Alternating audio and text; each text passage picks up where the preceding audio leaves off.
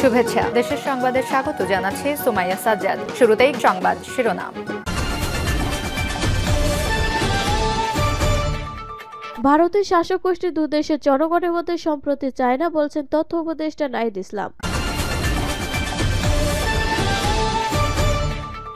এরপর জানিয়ে দেব এটা কোন ধরনের প্রতিবেশী সুলভ আচরণ, ভারতের আচরণ প্রসঙ্গে বলেছেন মির্জা ফখরুল ইসলাম আলমগীর।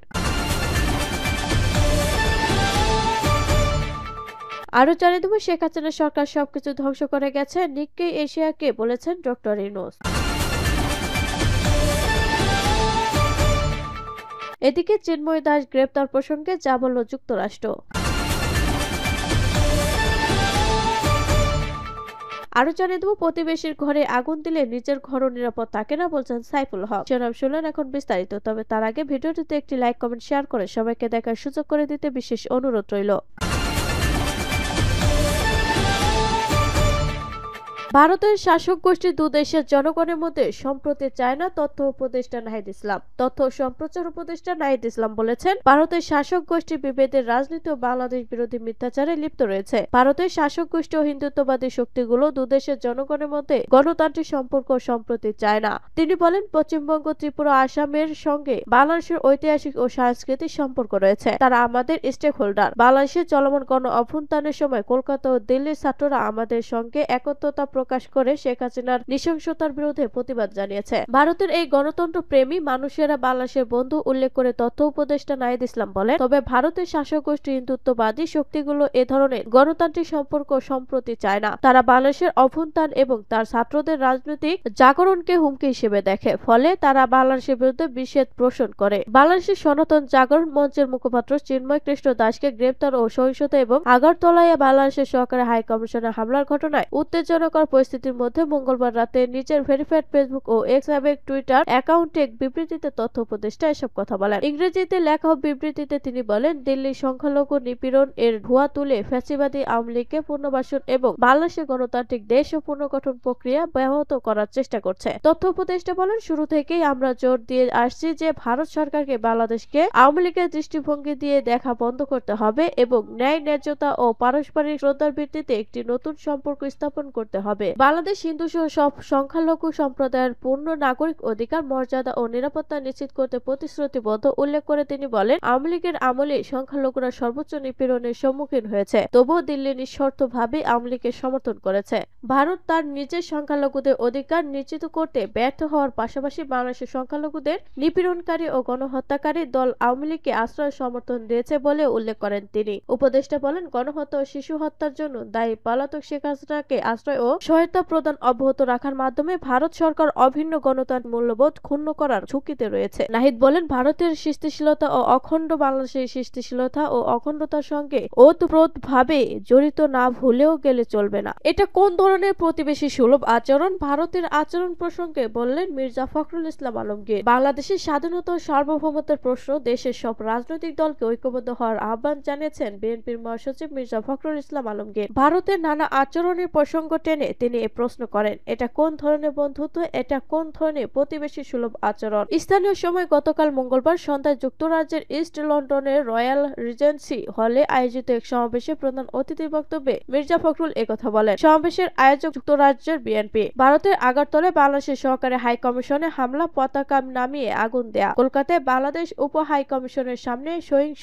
বিক্ষোভ, সিলেট ও বেনাপোল সীমান্ত দিয়ে উগ্রবাদী ভারতীয়দের বাংলাদেশে প্রবেশের চেষ্টার প্রতিবাদ জানান যুক্তরাজ্যের সফররত বিএনপির মহাসচিব। তিনি বলেন, এটা কোন ধরনের বন্ধুত্ব, এটা কোন ধরনের প্রতিবেশী সুলভ আচরণ। বাংলাদেশের সংখ্যালঘু নির্যাতন হচ্ছে, এমন একটি মিথ্যা ও বিভ্রান্তিকর তথ্য ছড়িয়ে বাংলাদেশের সার্বভৌমত্বকে হুমকির মুখে ফেলার চেষ্টা করা হচ্ছে। মির্জা ফখরুল বলেন, শেখ হাসিনা গত 15 বছরে 20,000 মানুষকে হত্যা করেছে, শত শত মানুষকে গুম করেছে। সেই শেখ হাসিনাকে আশ্রয় দিয়েছে ভারত। শেখ হাসিনা ভারতে বসে বাংলাদেশের জনগণের বিরুদ্ধে তার দলবল নিয়ে চক্রান্তে লিপ্ত হয়েছে। ভারতকে বাংলাদেশের সবচেয়ে বড় প্রতিবেশী প্রতিবেশী ও বন্ধু উল্লেখ করে মির্জা ফখরুল বলেন, 1971 সালে মহান মুক্তিযুদ্ধের সময় তারা আমাদের সাহায্য করেছে। ভারতের কাছে আমরা অনুরোধ জানাতে চাই, আপনারা বড় দেশ, তাই বলে যে বাংলাদেশ যুদ্ধ করে জীবন দিয়ে স্বাধীন হয়েছে, যারা সংগ্রাম করে গণতন্ত্র আদায় করে নিয়েছে, যার বুকের রক্ত দিয়ে তাদের অধিকার আদায় করেছে, তাদেরকে খাটো করে দেখে বাংলাদেশের বিরুদ্ধে দাঁড়াবেন না। বাংলাদেশের মানুষ কখনোই তা মেনে নেবে না। মির্জা ফখরুল বলেন, আমরা আমাদের সব রাজনৈতিক দলগুলোর কাছে আহ্বান জানাতে চাই, এ বিষয়ে আমরা এক এবং ঐক্যবদ্ধ থাকব।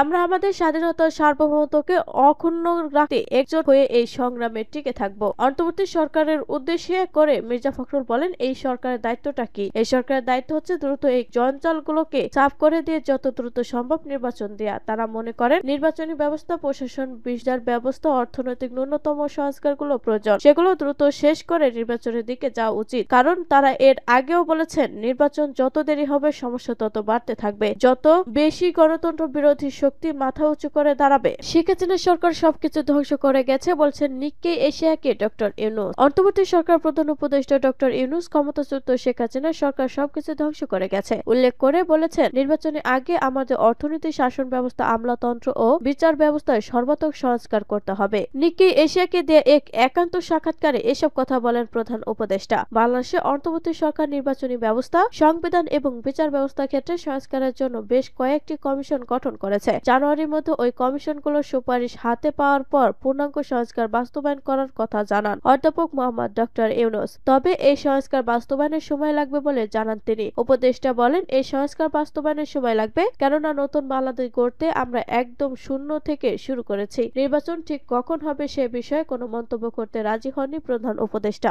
তিনি বলেছেন, নির্বাচনের সময় নির্ভর করছে সংস্কার প্রক্রিয়ার উপর, এর ফলাফলই সময় নির্ধারণ করে দেবে। সাধারণ নির্বাচনে ডক্টর ইউনূস প্রার্থী হবেন কিনা জানতে চাইলে তিনি বিষয়টি নাকচ করে দিয়ে বলেন, না, আমি রাজনীতিবিদ নই, আমি সব সময় রাজনীতি থেকে দূরে থেকেছি। রাষ্ট্রের যেসব ব্যক্তি নীতি নৈতিকতা সম্মত রাখেন, নিয়ম কানুন মেনে চলেন এবং নিজেকে দুর্নীতিমুক্ত রাখেন, তাদের নির্বাচনে দাঁড়ানো উচিত বলে মনে করেন ডক্টর ইউনূস। তিনি বলেন, হাসিনা 15 বছর শাসনামলে দেশের শাসন কাঠামো পুরোপুরি ধ্বংস হয়ে গেছে, আর গণতন্ত্র, অর্থনৈতিক স্থিতিশীলতা ও জনগণের আস্থা পুনরুদ্ধার করে তা পুনর্গঠনের সুবিধাশাল কর্মযজ্ঞ আমাদের ঘাড়ে এসে পড়েছে। প্রধান উপদেষ্টা বলেন, হাসিনা শাসনামলে গণতন্ত্রের রীতিনীতি একদম ধ্বংস হয়ে গেছে। টানা 3 মেয়াদে ভোটারবিহীন ভুয়া নির্বাচন মধ্যস্থ করেছে হাসিনা, আর তাতে তিনি আজকে এবং তার দলকে বিনা প্রতিদ্বন্দ্বিতায় বিজয়ী ঘোষণা করেছেন। একজন ফ্যাসিবাদী শাসক হিসেবে এসব করেছেন হাসিনা। ডক্টর মোহাম্মদ ইউনূস বলেন, এবছরের আগস্টে ছাত্র নেতৃত্বাধীন সরকারের চাকরিতে বৈষম্য বিরোধী আন্দোলনে কয়েকশো শিক্ষার্থী নিহত হন। এরপরে শিক্ষার্থীদের ওই আন্দোলন হাসিনা পতনের আন্দোলনের রূপ নেয়। চিন্ময় দাস গ্রেপ্তার প্রসঙ্গে যা বলল যুক্তরাষ্ট্র।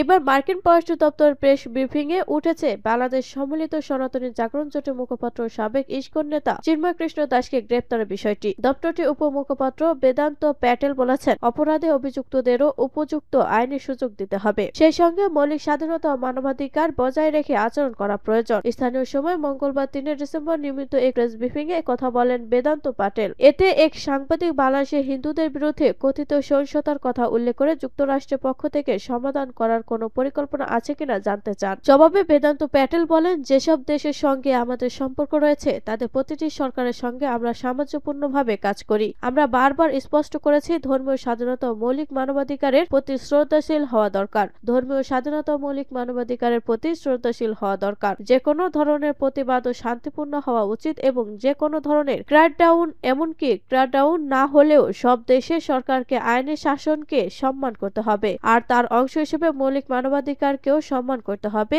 আর এ বিষয়ে আমরা জোর দেওয়ার অব্যাহত রাখব। পরে ওই সাংবাদিক চিন্ময় কৃষ্ণ দাসের গ্রেপ্তার প্রসঙ্গে বলেন, চিন্ময় কৃষ্ণ ব্রহ্মচারী বাংলাদেশের ইস্কনের নেতা। অন্যদিকে ইউএস ন্যাশনাল ইন্টেলিজেন্সের প্রস্তাবিত পরিচালক তুলসী গ্যাবোর্ড ইস্কন সদস্য। চিন্ময় দাসকে বেআইনিভাবে গ্রেপ্তার করা হয়েছে, কারাগারে রাখা হয়েছে।